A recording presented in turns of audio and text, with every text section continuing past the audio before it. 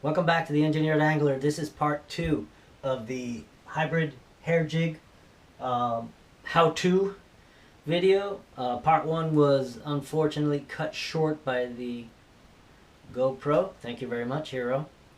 It's probably my fault.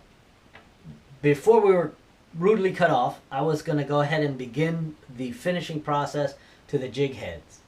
And this is that jig that you were seeing on the last video completed. But I've made some new ones so that I can do the entire process in front of the camera. Okay, so I have the two exact jig heads made. One with a very long wire for the weed gate, and one with the standard wire that's just going to come back and make a keeper for the soft plastics. And I'm going to paint this one with fingernail polish just to demonstrate that you can actually get an acceptable finish. On this one, I'm just going to go with the pink powder paint and the straight ahead just heat gun technique. If you find that when you've made your jig head, you've got a little bit of a gap between the two hemispheres on that split shot, it continues to have a split, this is one thing you can do. Slowly fill that gap with crazy glue. I'm hoping that you can see that that's got that gap relatively filled. I'm going to give it a little spritz. There you go. That is now filled. I can paint that now. I'm going to go ahead and wipe it off. I'm going to do the same thing I do to both of them, which is wipe them down with alcohol just so the finish sticks. Again, the aesthetics part of this is really on you guys. This is the structure right here. You have the essential part that you can do whatever you want with. And I think you're supposed to shake this stuff. I'm not sure. I don't know. I don't do a whole lot of fingernail painting. The good thing about fingernail polish is it is designed to go on thick. So you can just stack it on there. Work pretty quick so it doesn't dry on you while you're putting the layer in. So that is painted. Get a shot of that painted surface. You can see how nice and glossy it is. It's relatively smooth. That's not a bad finish. You're gonna need a heat gun. This is a cheapy one from Harbor Freight. It's been working for a while. It's probably my second or third one. I don't remember, but I catch them on sale for like $9. They work for about a year, and then they don't. So, and you'll need some powder paint. I got paint. Preparation is just heating it up. Remember, you gotta have, ouch, why am I always stabbing myself? Okay, so remember, you gotta always have a way to hold on to this so you don't burn yourself like I do almost always. There you go. Vice grips work really well.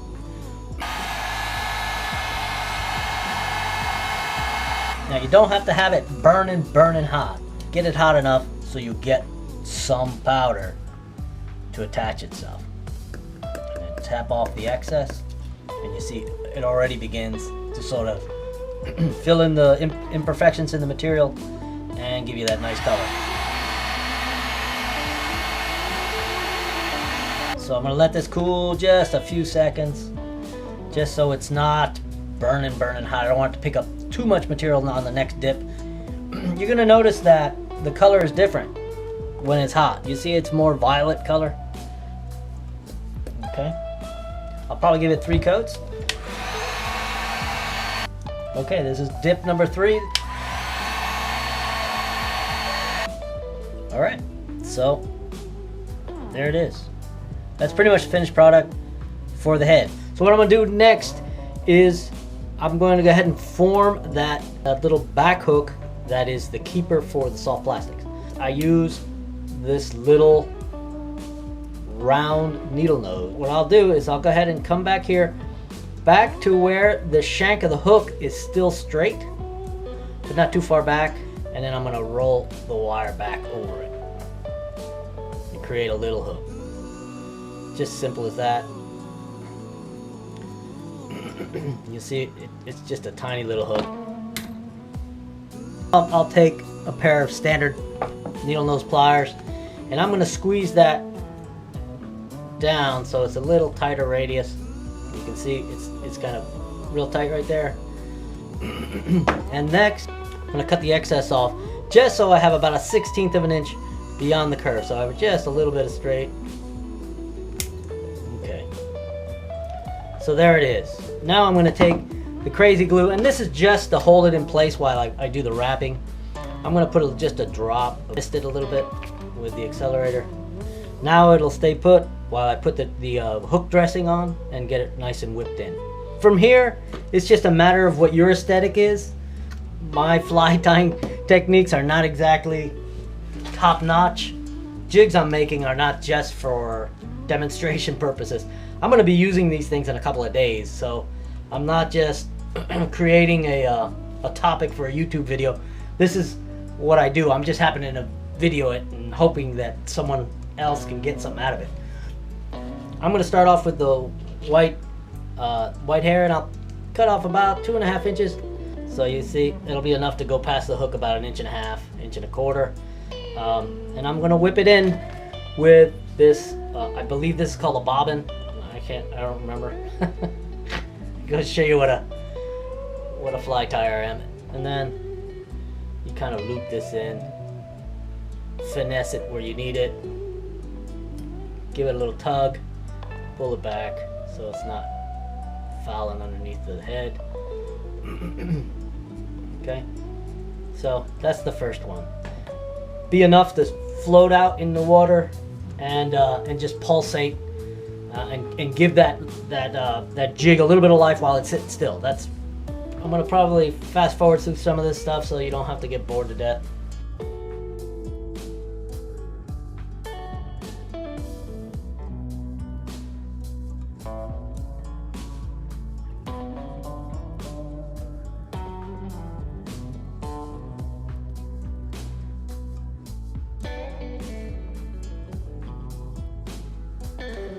This is that crystal flash stuff. It's really cool looking, and so I'll put in enough. I want like 3 or 4 strands, enough to extend out past what I'm gonna leave. Now I'm just gonna wrap this up a little neater, and then I'm gonna secure this twine with crazy glue, and I'm not gonna do a nice whip knot or series of whip knots. I'm gonna put some clear resin over it and have it be a little thicker and a little more finished looking. This is essentially the finished product. It'll have, I mean, from here you'll make your own decisions about what kind of eye to put on there and what kind of complete finish. You can just throw this in the water just like this with a soft plastic on it, and it'll work just fine. While that fingernail polish is drying, I'm going to go ahead and put some eyes on these guys.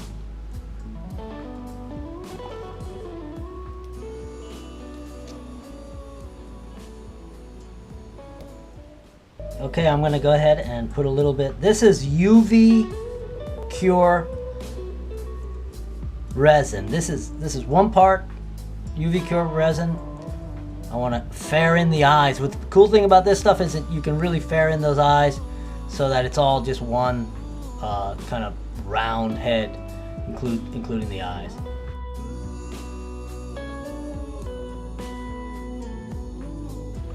I'm going to stick this in here and turn those UV lights on.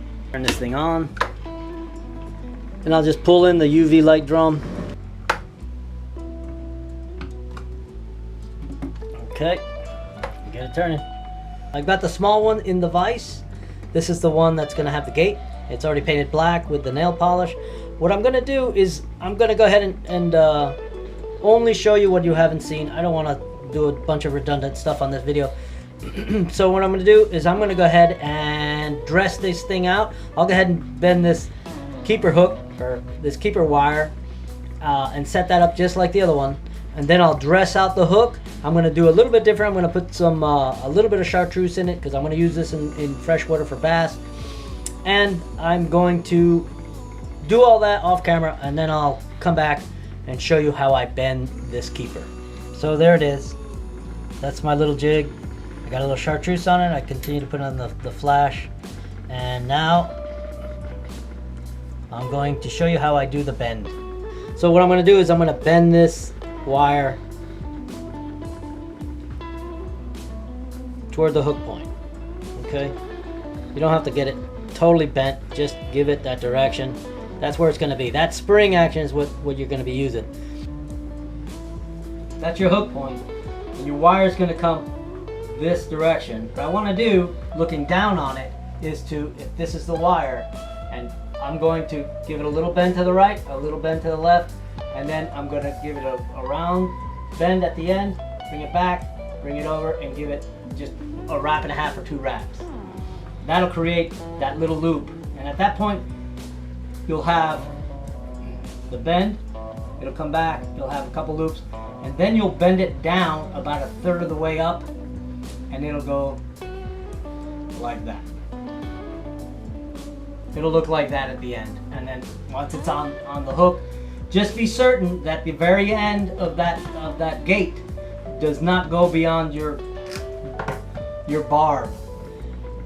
Grab it right there at the point, bend it to the right. So you can see I bent it to the right. How's that? Look at that. Stick that bad boy right there. Okay, so that gives you a little bit of a white background. I'm not sure how well you can see that, but here's the hook. I mean, here's the wire bent, and now I'm going to bend it back so it's pointing back towards the wire, or so it's pointing back towards the hook.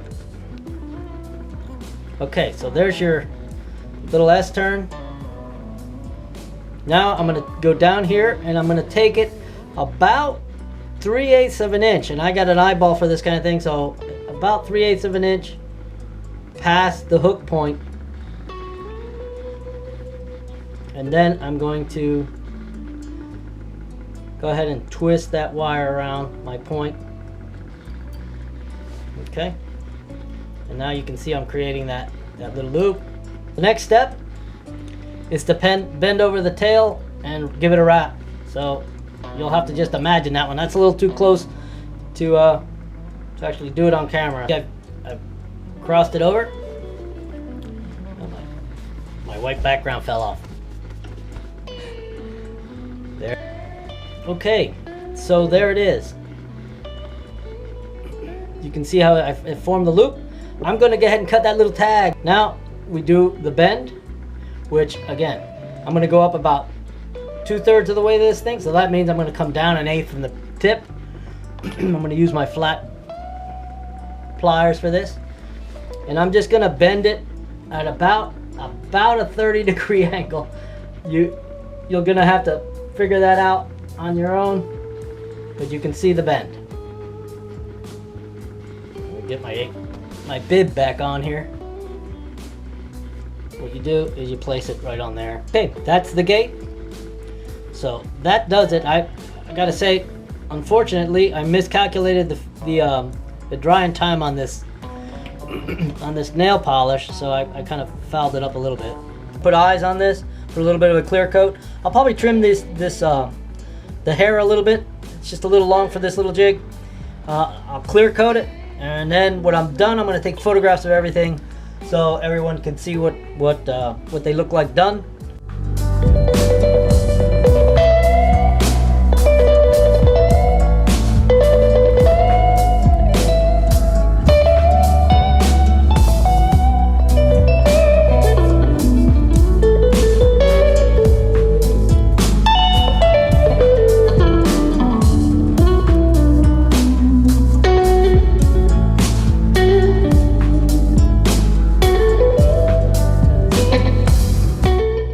Thank you for watching. I hope this wasn't too long of a video, and I hope you got a little out of it. It's real easy to make these things. Don't be deterred by any lack of tools. Get creative. You can do this pretty easily, and you really can get a nice finish if you take your time.